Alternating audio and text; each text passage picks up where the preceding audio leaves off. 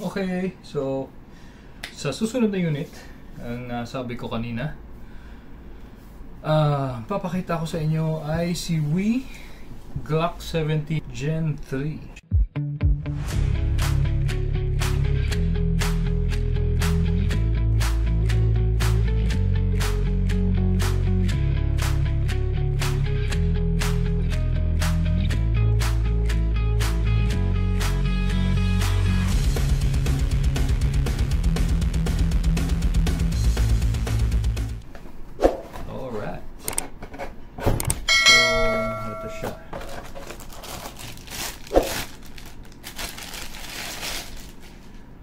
Wii Glock 17 Gen 3. Pogi, pogi talaga ng mga Glock, ano? Pogi, no?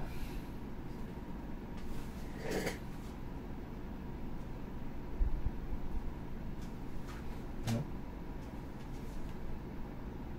Pogi ba? Alright, so anyway, ano nga ba ang difference ng Gen 3 at ng Gen 5? So, wait. Kukuha ako ng Gen 5. Okay, so meron akong Gen 5 ngayon. Nakita nyo naman to dati. Si Umarex Glock 17 Gen 5. So, ano ba ang difference nila? I see. Ang difference nila, kung makikita nyo sa slide, ayan, ito square, itong Gen 5, ito yung Gen 5. Okay, so yung Gen 5, ayan, may curve siya sa mga kanto niya. And ano pa mong makikita natin dito? Siyempre, kita naman yung finger groove. Ayan. Itong finger grooves. So, sakto yan dito eh. So, ayan o. Ano ba? Ayan. So, sakto yan dyan sa fingers nyo. Ayan. Okay, so ganyan siya. Sakto. Sa Gen 5 wala. Hindi ko alam kung bakit nila tinanggal. Which is Gen 5 siya yung latest. So bakit nga ba nila tinanggal? Kung alam nyo, comment nyo lang dyan. Tapos kung mapapansin nyo yung grip, ano bang tawag dito? Yung design nila sa grip, ito parang wrinkled, parang yung texture niya wrinkled. Ito naman Gen 5, dotted na siya. Okay, so naka-emboss yung mga dots.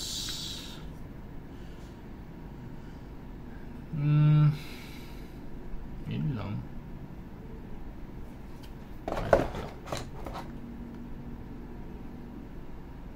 Gen 5, Gen 3. Okay, so ayan. Spot the difference. Nagpalaro eh. Okay, so ayun nga, isa pang nakita ko yung makita ko muna yung kabilang side. Yan, ito yung Gen 5, Gen 3. Ayan. Kita ba? Okay. So, isa pang difference nila yung mag-release. Yung mag-release nitong Gen 3 manipis. Itong Gen 5 malapad. So, parang naka-extend. So, mas madali mong ma-reach. Diba? Paano mo makita? Kasi ano lang to eh. Isa pa. Itong Gen 3, pang ano lang to. Pang right hand. Okay, hindi siya ambidextrous. Yung slide stop niya wala dito sa kaliwa, sa kanan. Okay, nandito lang. Nandito yung slide stop, ito wala. Tapos yung mag release, hindi mo rin siya pwedeng i-switch, hindi siya ambidextrous, basta pang right-handed siya. Itong Gen 5 ambidextrous yan. Ito yung slide stop, magkabilaan yan. And yung mag release, pwedeng i-switch yan sa kabila. Okay, so left hand or right hand ka man, pwede. At sa Gen 3 hindi. Siguro yung mga innovations nila, kaya nila ginawa yung Gen 5. Pero ako gusto ko yung may finger groove eh. Hindi ko alam ba't nila tinanggal. Kung alam nyo yung ba't nila tinanggal, comment nyo naman. So yun lang siguro.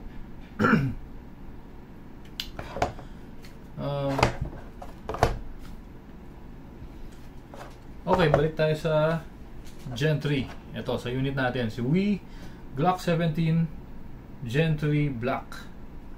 Okay, sa FPS test na natin. Pero for sure, alam nyo naman na siguro ang mga Glocks na ganyan.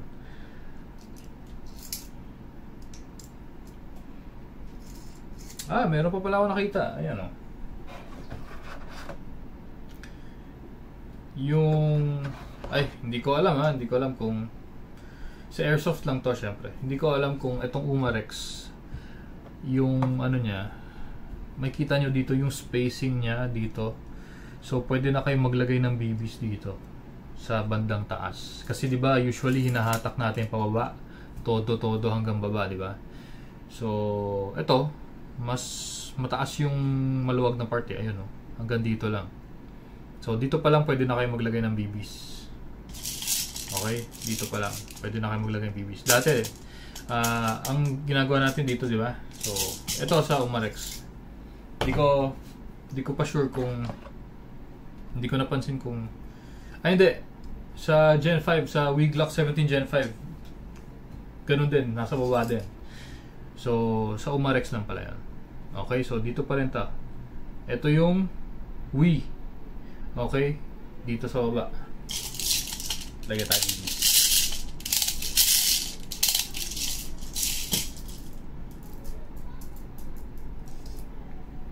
Okay, tapos lagay na tayong gas. Sa paglagay ng gas, upside down, hawakan yung maigi, hindi pwede yung nakaganyan. Okay, so dapat straight, tapos nakashoot yung nozzle nito dito sa valve, ha? Lagi nyo tatandaan yan. Check nyo na lang, double check nyo. Dapat hindi siya nag-wiggle. Okay, so ayun, lagay tayong gas. Puno na yata ito. Anyway, lagay sa unit, medyo malakas. Tapos kasa. Okay, so sa pagkasa, huwag nyo nang ibabalik, hayaan nyo, bitawan nyo na lang para mas lumapat yung slide. Okay, gamit ang 0.20 FPS test tayo. At syempre, kung hawak nyo ang mga pistol nyo, mga handgun, lagi ang tutok is nasa safe direction, kung sa walang tatamaang targets. Okay, lagi nyo sanayin yung ganun kung hindi pa kayo ready pumutok. At syempre, trigger finger out, kailangan palagi nakalabas yan. Guys, bakit palagi kong inuulit sa bawat video ko? May mga ano kasi, may mga pag kunyari mga bago pa lang, pag tinuturuan mo sila, syempre yung ano nila, yung hindi pa sila sanay eh. So yung information na sinasabi mo sa kanila habang, alam mo yun, habang nagsasalita ka, parang hindi pa pumapasok sa, hindi pa nagsisink in. So paulit-ulit ko sinasabi, kaya kada video sinasabi ko yun, trigger finger out, tsaka dapat nasa safe direction yung tutok ng baril nyo, para alam mo yun, palagi nyo naririnig, palagi nyo matatandaan. Okay, so yun lang yun. Kasi mahirap yung, alam ba, magtuturo ka isang beses. Siyempre sa customer mo, pag uwi nun, ano nga ba yung sinabi ni Sir Migs? Anong unang gagawin? Mag-release ba? Slide? Ano, di ba? So, kada video, kaya ako inuulit sa inyo yung kung paano yung process ng pagtapos na kayo maglaro, mag-firing, mag-practice. Yun, inuulit-ulit ko yung steps, yung safety procedures. Kasi kahit sabihin mong laruan lang to, pag hindi mo na handle ng maayos at hindi ka educated sa gun safety, may mga chances na masasaktan ka or makasakit ka kahit nasa bahay ka or kung nasan ka man. So dapat palagi tayong alert and kailangan discipline kayo. Okay, so yun lang na share ko lang. Again, sa point 20, firing tayo, FPS test.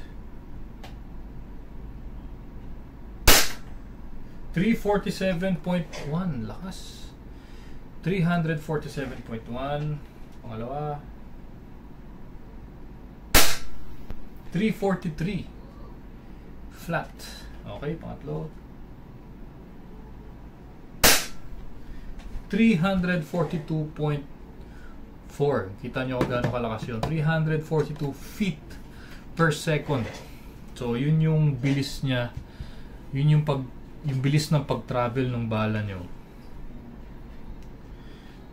Biruin nyo, 300 feet sa isang segundo ang bilis ng travel niya. So, kung ang distance nyo is mga 10 feet lang, mabilis yun, masakit yun. Okay? Blowback. Firing.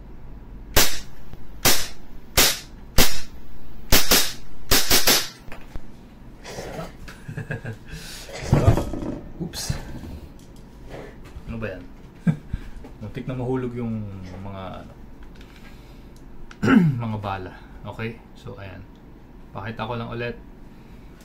Glock 17 Gen 3 in black. Okay. Finger groove, right-handed. Ano ba? Simple lang. Ganda, di ba? So, sa mga gustong kumuha ng ganitong unit, available to sa atin. Message lang kayo sa page.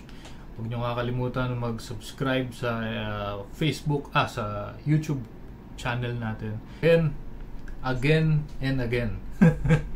Pag tapos na kayo maglaro o kaya ayan, makikita nyo wala nang bala, nag-lock yung slide, unang-una nyo gagawin, release nyo yung magazine. Okay, wala nang bala, kasan nyo lang yung or pull back. Okay, pull back nyo lang yung slide, tapos release, tapos hammer down. Syempre pag nag-hammer down kayo, dapat nakatutok pa rin safe direction, ha. Okay, so para pag nagkaroon kayo ng chance na mag-acquire ng tunay, educated tayo at hindi tayo makakadisgrasya. Okay, kahit sabihin mo laruan lang to, yun nga, laruan lang yan, pero pag hindi ka marunong gumamit, makakasakit ka at hindi lang masakit yun, masakit. Okay? Yan na nga. Pag na-release nyo yung magazine, slide, hammer down, safe na yung unit. Ayan, safe na. At bakit ko sinasabi? Baka may magtatanong, bakit ko sinasabi hanggang sa pag-hammer down, kailangan nakatutok sa safe direction yung unit. Yun nga sabi ko, kung makakahawak kayo ng live, di ba? Release nyo yung magazine. Kunyari, halimbawa, totoo to. Release nyo yung magazine, bababa nyo yung slide, di ba? Nakaganyan siya. Bababa nyo yung slide, tapos ha-hammer down nyo. Paano kung may naiwan na bala dito sa chamber? Kahit sabihin mong walang magazine to, kung may naka-ready dyan, pag nag-hammer down ka, puputok yun. Okay? So, yun nga. Kahit hindi. Sa magazine ng, syempre sa Airsoft, hindi na siya puputok kasi wala na siyang propellant. Ang propellant natin yung ano, 'di ba? Ang propellant natin yung gas. Eh yun, ang propellant nun yung pulbura, nandun pa yun, nasa bala yun, kasama sa bala. 'Di ba? So pag sumipa yung firing pin, sasabog yun, okay? So, yun.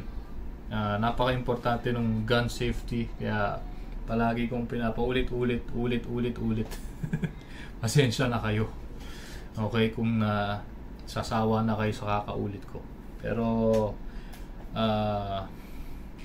para sa mga new viewers, syempre first time nila makikita yung video, at least kada video sinasabi ko, di ba? So ayun, yun ang ano nun, yun ang point. Okay, again, Glock 17 Gen 3 in color black, napaka-pogi. Tapos ang handy, tapos yung finger groove saktong-sakto, sarap, ganda. Anyway, tapos ano ba? Regarding sa, halimbawa, meron na kayong ganito, regarding sa mga parts, okay? Ang masasabi ko lang is okay tong si Wii, unang-una, dahil kita nyo ba? Nababasa nyo ba yan? Made in Taiwan. So, hindi siya cheap. Okay? Hindi siya cheap quality kahit papano. Made in Taiwan. Pero budget wise, pwede na siya. At hindi kayo mahihirapan sa pyesa kahit papano. Medyo ang pyesa niya is kalat na. Alright, so sa mga piyesang madaling masira, at sa mga piyesang unang nasisira, meron naman tayo nun, okay? So wag lang yung mga piyesa na parts na parang hindi naman masisira pero nasira nyo. Mang nangyayari ba yun? Okay, so ayan siya ulit. Ito yung unit, pogi. Ito yung size nya, ayan, ganda, di ba? Alright, yun lang. Ano ba? Yun nga, kung nag-enjoy kayo at kung gusto nyo kumuha o mag-order ng unit namin, ayan, PM lang kayo sa page. And syempre, huwag nyo kalimutan mag-like, mag-subscribe mag-like sa Facebook, subscribe sa YouTube, and pwede nyo rin i-share sa mga friends nyo na nagbabalak kumuha ng unit. Pwede nyo i-share sa mga kapwa nyo naglalaro kung medyo nag-start pa lang sila. Okay, so ayun lang, sana nag-enjoy kayo at may natutunan kayo kahit pa paano, diba? So ano ba, see you on the next one.